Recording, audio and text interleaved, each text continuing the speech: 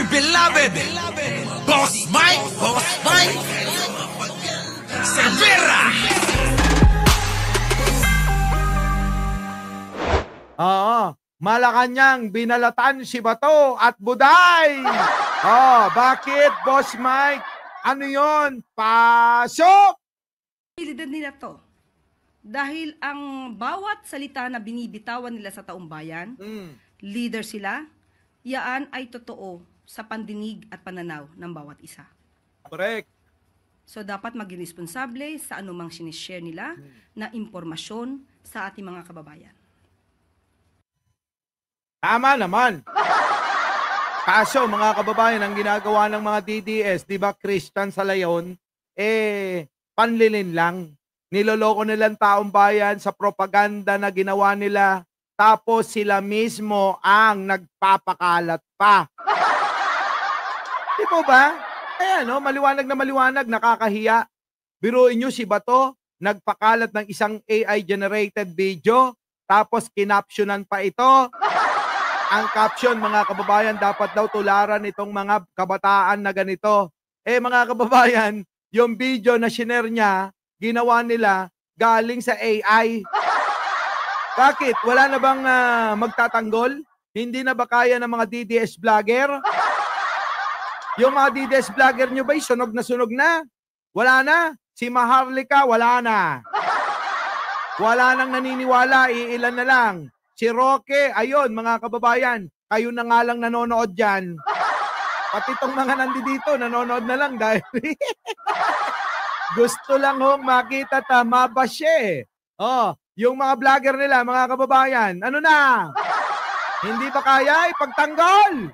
Kaya gumawa na lang ng peking video para para masabi yung gusto nyo na na naratibo. Attorney Claire, isa pa, pasok!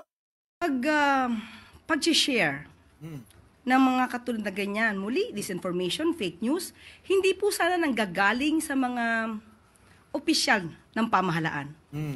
Nakakaduda, mas nakakawala ng tiwala kung mismo sa matataas na opisyal nanggagaling ang mga disinformation at fake news.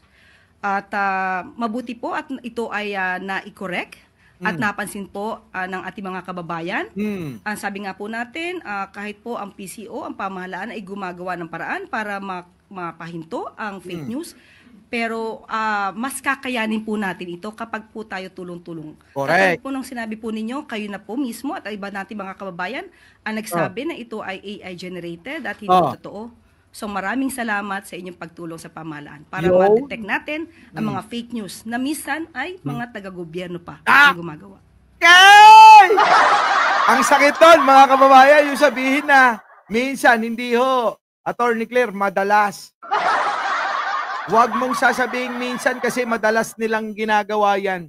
Kita mo naman si Sarah, di ba? Sinabi na't naintindihan na ng media at ng madlang people na hindi kayo magkaano-ano, ni Franz Castro, pinipilit pa niya. Saan kayo nakakitang ganong leader, mga kababayan? Sabi ni Romeo Barcibale, Aisitan Carriedo o Recto? Parehas yan. Di ba? Parehas yan. Oo. Aisitan. Sa Recto tayo. Mas malaki. So ito na, mga kababayan, huli kayo. Huli. Balikan natin. Ang pag-share ng mga katulad na ganyan, muli, disinformation, fake news, hindi po sana nanggagaling sa mga opisyal ng pamahalaan. Correct. Nanggagaling kay Bato, nanggagaling kay Digunyo, nanggagaling kay Buday. Paano masasawata ang fake news kung mismo nanggagaling sa mga leader ng bansa natin? Di po ba? Nakakahiya po. Oy, Bato, magpaliwanag ka, kalbo. Tuloy. Nakakaduda, mas nakakawala ng tiwala kung mismo sa matataas na opisyal nanggagaling ang mga disinformation at fake news. Correct, mga kababayan. Nakakainis, Ano, 'di ba Charlie Whiskey? Nakakainis yung gano'n. Biruin mo, yung hinalal ninyo, niloloko kayo, o kayo naman tuwan-tuwa, ano? Biruin ninyo yun, mga kababayan, ano? Ha? Sabi dito ni Joe, Castro yan daw, nagpaanak sa nanay ko. At siya din, nagpaanak sa akin, sa mga anak ko. Castro lang pala. Kita nyo, mga kababayan ko, yung paniniwala ni Buday, kahit ilang beses na sinagot ng parehas na Castro na hindi sila magkano-ano, pinipilit ng pinipilit. Ano? Bakit? Wala hong maipampire. Wala hong maipantira dito kay Attorney Claire Castro. Dahil kung katalinuhan lang, sabi ko nga nung nakaraang araw, kung katalinuhan lang ang pag-uusapan, malayong malayo yung utak ni Attorney Claire sa utak ni Buday. Sabi ko pa yata kapag nagkarera, kung gagawin nating karera, ang utak nilang dalawa, mga kababayan, hindi pa nakakaarangkada, etong si Buday, si Attorney Claire, yung utak niya, nandun na sa finish line. Ganong katindi, mga kababayan. So, sa madaling salita, kung katalinuhan ang pag-uusapan, malayong malayo, Attorney Claire versus Sara Buday, wala. No match silang dalawa. Baka nga mga kababayan, kahit isama nyo pa yung utak ni Pulong, ni Baste, at ni Kitty, pagsamasamahin nyo yung magkakapatid na utak na yan, hindi aabot sa utak ni Attorney Claire. Tuloy. At mabuti po at ito ay na-correct at napansin po ng ating mga kababayan. Ang sabi nga po natin, kahit po ang PCO, ang pamahalaan ay gumagawa ng paraan para mapahinto ang fake news. Pero mga kababayan, ano pa rin pasalamat pa rin tayo sa mga kababayan natin na talagang mapanuri. Yung bang sinusuring maigi, yung bawat mga video na pinapalabas, lalong-lalo na itong mga propaganda ng mga Duterte. Kasi mga kababayan, talagang laganap ang mga ginagawa nilang panglilito, pangloloko sa ating mga kababayan Di po ba? Marami silang ginagawa. Hindi lang yung video na yan na nabisto ng ating mga kababayan. Yung mga totoo na talagang mapanuri para ilabas ang katotohanan. Ano po? Tuloy. Pero mas kakayanin po natin ito kapag po tayo tulong-tulong. Katulad po ng sinabi po ninyo, kayo na po mismo at iba natin mga kababayan ang nagsabi na ito ay AI generated at hindi totoo. So maraming salamat sa inyong pagtulong sa pamahalaan para ma-detect natin ang mga fake news na minsan ay mga taga-gobyerno pa ang gumagawa. Kita nyo? Taga-gobyerno pa ang gumagawa daw, nakakahiya. Sino pinatamaan? Di si Buday. Sino pa? Si Bato. Sino pa? Di yung mga uhaw na uhaw sa kapangyarihan. Bakit? Paano hindi pag-aagawan? Negosyo na nila yung politika. Kaya nga mga kababayan, pansinin nyo, wala naman silang negosyo, wala naman silang hanap buhay, kung hindi politika lang yung pinagkakabalan. Pero mga kababayan, kita nyo ang mga pamumuhay. Diba? Isa pa. Attorney Claire, pasok!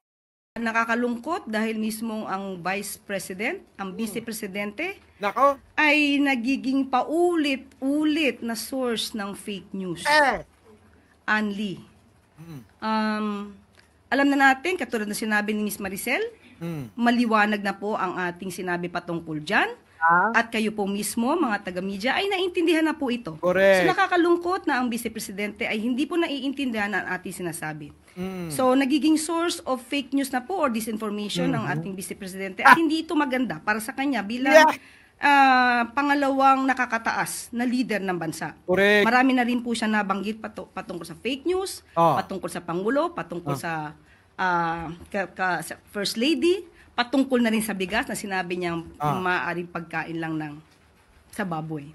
So, sana wag manatili ang pagiging source ng fake news. Bilang diba? Vice Presidente. Vice Presidente ka, Palag ka kay Attorney Claire, ano na naman sasabihin mo? Ganyan talaga yung lumalabas sa bunganga niya. Parang si Franz Castro na pinsan niya. Ay, yun na lang lagi sinasabi niya. Paulit-ulit na lang, Sarah. Ha? Pwede ba? Oh, ha? Pwede ba? Mag-reveal ka na. Di ba? Oh. Hindi pa nagre-reveal si Sarah, mga kababayan, kung ano ang kasarian niya.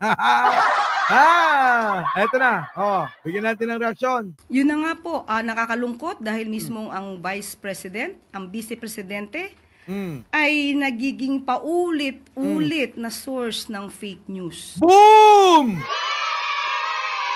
Grabe, mga kababayan, matindi yun, ha. Paulit-ulit na source ng fake news.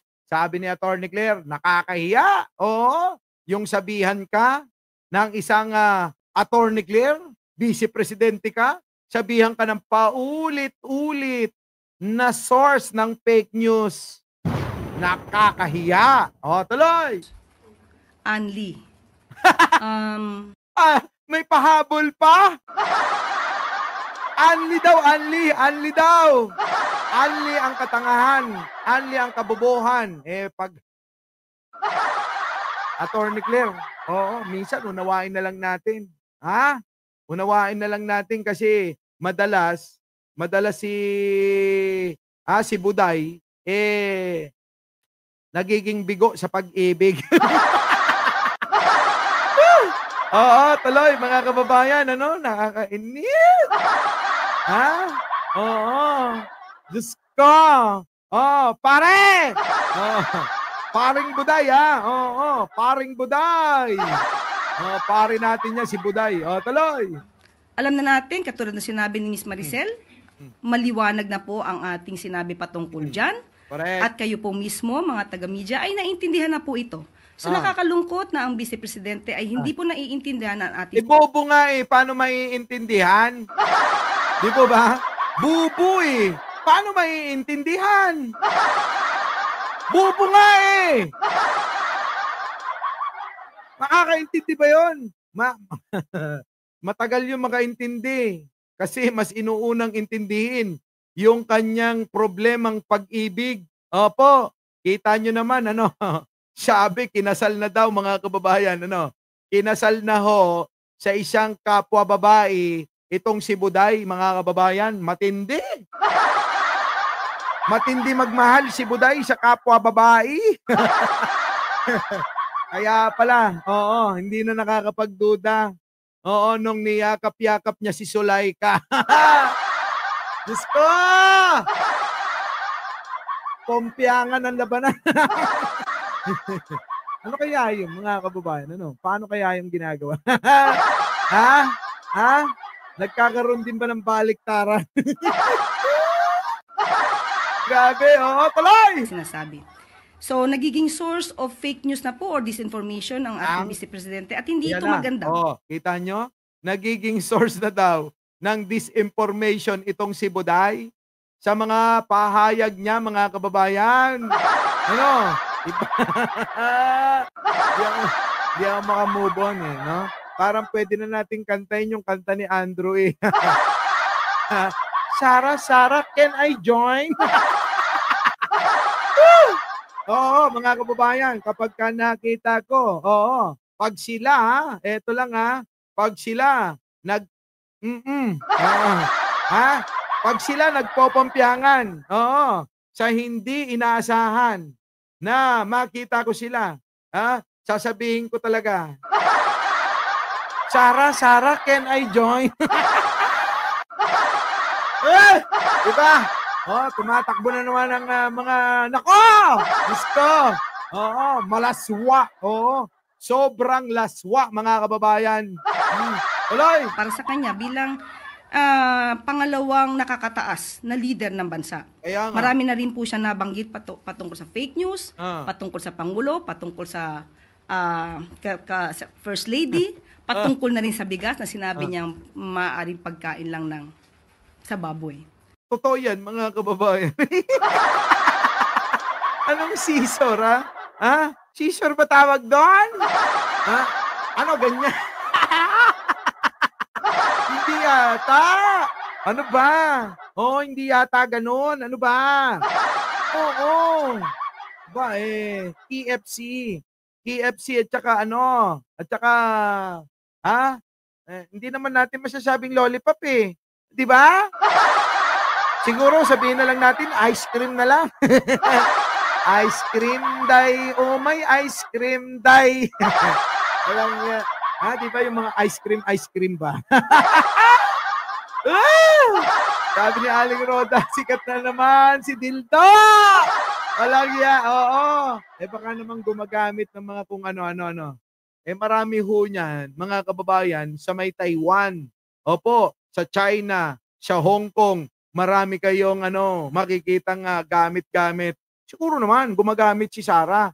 Bakit hindi nyo yung bang ambush check? Oo, ambush check ng bag ni Sarah. Try nyo kaya, sa mga vlogger dyan na nag-a-ambush check ng mga gamit o bag. Baka pwede nyo i-ambush check si Sarah. Baka doon makakita kayo ng maraming kakaiba. Yung bang pag nakita nyo tila ba kulay pink o kulay dilaw. Pero kadalasan yan kulay pink talaga Diyos ko pa! Oo. Sarah, baka nalobat na. Palitan ko ng baterya. Okay, paki-charge. Baka china-charge na. Gusto mo, charge ko na para sa'yo. Lang niya. Tuloy! So, sana wag manatili ang pagiging source niya ng fake news. Oo nga. Bilang Vice Presidente. Oo. May mensahe sa si Atty. Claire Castro. Ay, Aling Buday, wag daw manatili. Yung pagpapakalat mo ng fake news, hindi yan makakabuti sa'yo. Di ba? KFC, di ba? KFC. Finger lick it good. Lamig kaayo ba? Sabi ni Sarah, siyempre, di ba, ganun magsalita yun. Lamig kaayo. Oo, lamig kaayo. Ay, talaga ba? Lamig kaayo. Minsan natatanong ko si bro, bakit masarap ito? Walang yan. Ay, hanggang dito na lang mga kababayan. Baka saan pa tayo mapunta bago kayo umalis. Bago kayo umalis, mga kababayan, huwag niyong kalimutang mag-like, mag-share at mag-subscribe. Opo, babalik po tayo mamayang gabi. Muli, ako po ang inyong lingkod, Mike Cervera po, laging nagsasabing, malin natin ang kapwa babae. Gusto kong pigilan yung sarili ko, baka kung ano masabi ko ito na mga kababayan ko ako po ang inyong lingkod, nagsasabing, mahalin nyo ang kapwa babae tulad ni Buday. At syempre mga kababayan, wag na. Wag na. Ito na. Jay Salis, late ka lang, Melby. Mag-like muna kayo. Rayan, Ito na mga kababayan ko. Di ako makamove on talaga dyan. Pagkatapos ng live na to, alam nyo, Bobong Legend, mga kababayan, natatawa ako sa sarili ko So muli, hanggang dito na lang. Maraming salamat sa pagsama nyo ngayong hapon. Ako po ang inyong lingkod, Mike Cervera po. Lagi nagsasabing, mahalin natin ang ating kapwa. Ipagdasal po natin lagi ang ating bansa. Maraming salamat. Our beloved Boss Mike Cervera.